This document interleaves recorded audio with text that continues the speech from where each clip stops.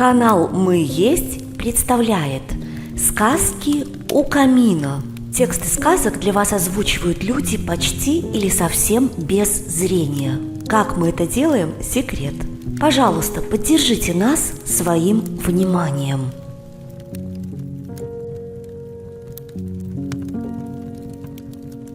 Александр Ролот. Цвет оперения аполлоновой птицы. Вот интересно, есть ли на свете люди, которым нравится поздняя кубанская осень? Не сентябрь с октябрем, к ним претензий нет. С этими месяцами все в порядке. Можно сказать, 60 дней добротного бабьего лета. А вот ноябрь просто месяц. То дождь и дождь без края, нудная холодная вода, то вдруг ни с того ни с сего снег повалит. Ненадолго, на день-другой, но все-таки зимнюю одежонку доставать заставит. К чему я это? Да к тому, что внук Тимоха, уткнувшись носом в окно, решает глобальную проблему. Топать ли на улицу под снега-дождь или ну его? Но в этом случае придется кое-что делать по дому. Как-то убрать свою комнату, а затем помочь бабушке на кухне. Находчивый потомок, как обычно, нашел третий вариант. «Дед, ворон видишь? Еще бы! Черный на белом!» Не отрываясь от экрана монитора, бормочу я, не понимая, к чему клонит любимое чадо. Вот именно, черные. Воробьи серые, незаметные, в маскировочной окраске прыгают и летают, а эти выпендриваются. Понятное дело, 300 лет живут, но ведь не бессмертные же. Возьми на полке томик «Мифы Древней Греции». Найди там легенду о возлюбленной Аполлона, красавице Караниде, дочери архаменского царя Флигия. А вороны здесь при чем? Бесцеремонно перебивает меня Тимофей. У этих греков древних в каждом мифе любовь сплошная, ну еще и битвы всякие. А про птиц мало что написано. Я осекся, вспомнив, что, согласно легенде, этот самый Аполлон перекрасил белоснежного ворона в черный цвет за то, что бедная птица не успела сообщить божеству о неверности женщины и вовремя не выклевала глаза красивому парню по имени Эсхия, с которым у Караниды что-то непотребное было. В общем, пока не для Тимофея эти древнегреческие страсти. Внук, ты прав. Давай оставим эти древнегреческие мифы в покое. Давай, тут же согласился Тимоха. Но вороны-то черные, заметные, нахальные, никого не боятся и тырят все, что плохо лежит. Почему? Не отвечать на детский вопрос себе дороже. Проверено многократно. Не получив ответа, чадо насупится, обидится и откажется есть кашу. А это уже чревато последствиями, то бишь бабушкиным допросом с пристрастием.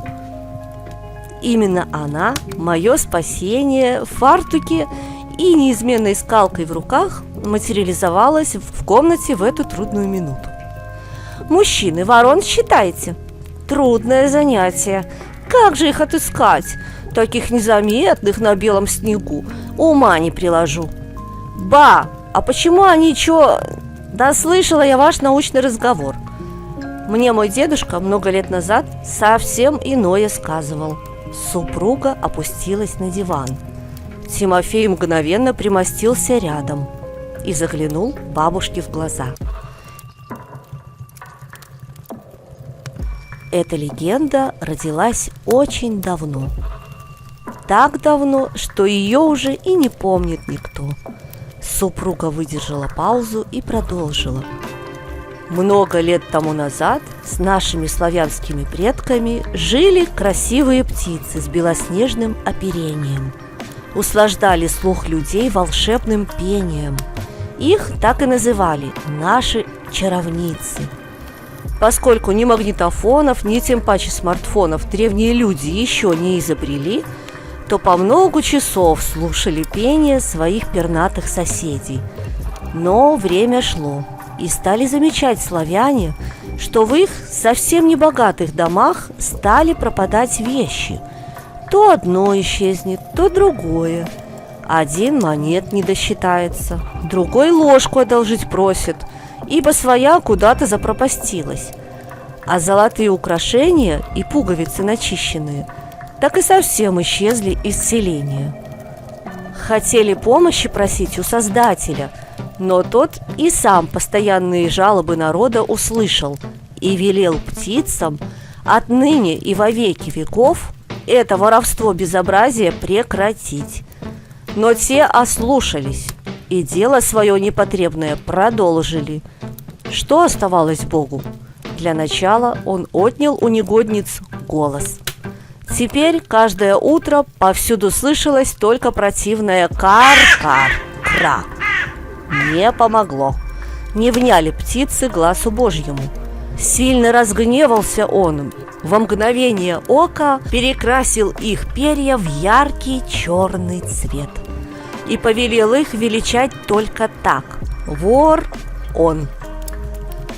А птицы на это теперь обязаны отвечать только одно: кар-крау.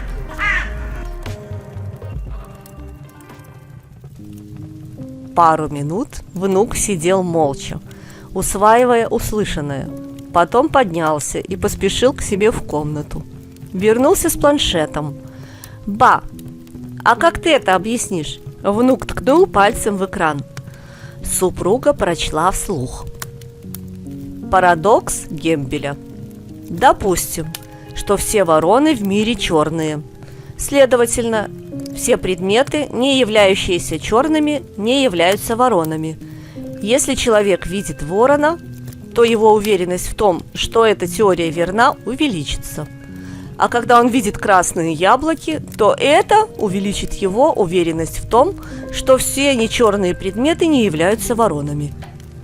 Бабушка отложила гаджет в сторону. «Тимофей, философия – это по части твоего деда.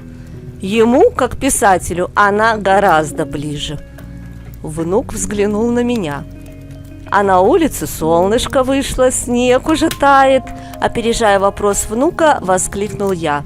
И вообще, у нас, кажется, хлеб в доме закончился и молоко. Мы с Тимофеем мигом в магазин сбегаем и ворон по дороге посчитаем. Подмигнул мне внук, доставая из шкафа курточку. Понимаешь, дружище, я тоже стал облачаться в демисезонное пальто. Любой орнитолог скажет, что ворон – это вам не муж вороны, а два разных вида.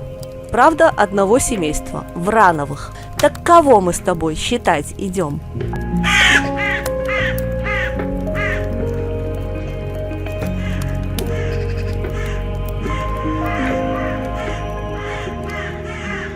Текст читала Марина Абазовик.